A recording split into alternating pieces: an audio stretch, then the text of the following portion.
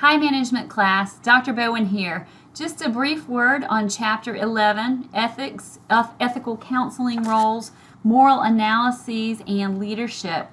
I wanted to give you a brief overview of the assignment that I've asked you to do in a discussion board post on Blackboard.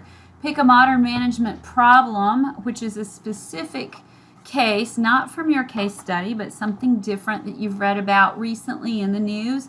It could be mistreatment of employees, equal pay for equal work, any type of management problem, really. And think about it in terms of deontology. Now, if you've read Chapter 11, you know that we're skipping forward a little bit and using the most sophisticated and powerful form of moral analysis at our disposal. If you'll refer to Chapter 11, Table 11.2 gives you a summary of deontology that makes it very simple to apply to a modern management problem. And whatever that problem is, make it specific to one organization. Just a very fast example. Any common problem that you've seen in the news, any particular case that you'd like to talk about, just a quick sentence on what the problem was, and then how you would approach that problem as an ethics counselor using a deontological moral analysis. So you can see from that table, the first step is the universal duty step.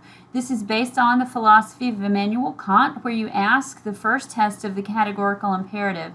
Would everyone in a similar situation do what you're about to do? Would it be ethical if you could obligate everyone else for all time to make the same choice? And of course, that means you may be on the receiving end, etc. So that expands your thinking to what's your universal duty? What's the underlying moral principle here that should be upheld? So what's the most important thing at stake? Sometimes we call that the deciding factor as well. The second form of the categorical imperative is the humanity form. Based on dignity and respect. So does the potential decision maintain dignity and respect for all involved, including your stakeholders and your publics?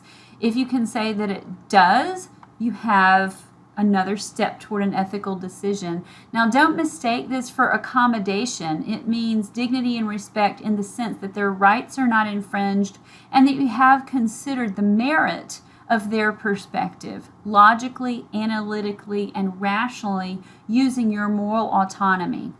And if it maintains dignity and respect, you move to the third form of the categorical imperative, the goodwill form. Does the decision you're about to make come from a place of good intention or goodwill alone, meaning you're trying to do the right thing?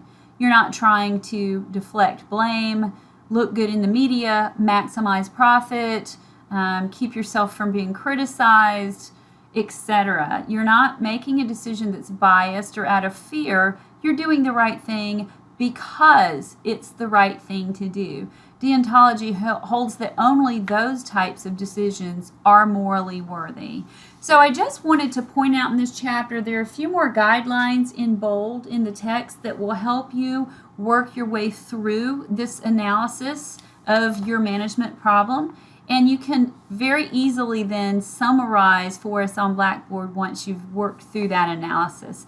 But this should give you a good overview of how deontology works. I have several other videos on deontology from my ethics class also on this YouTube channel. You're welcome to watch those, but I just wanted to give you, in relation to a management problem, how can this normative philosophy help us solve real-world day-to-day problems?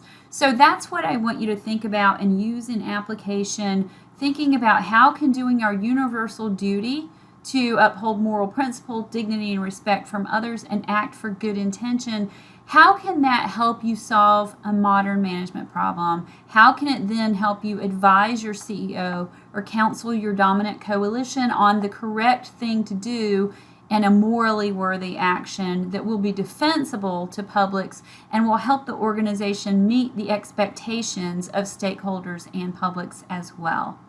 So good luck, and I look forward to hearing your cases on Blackboard. Take care.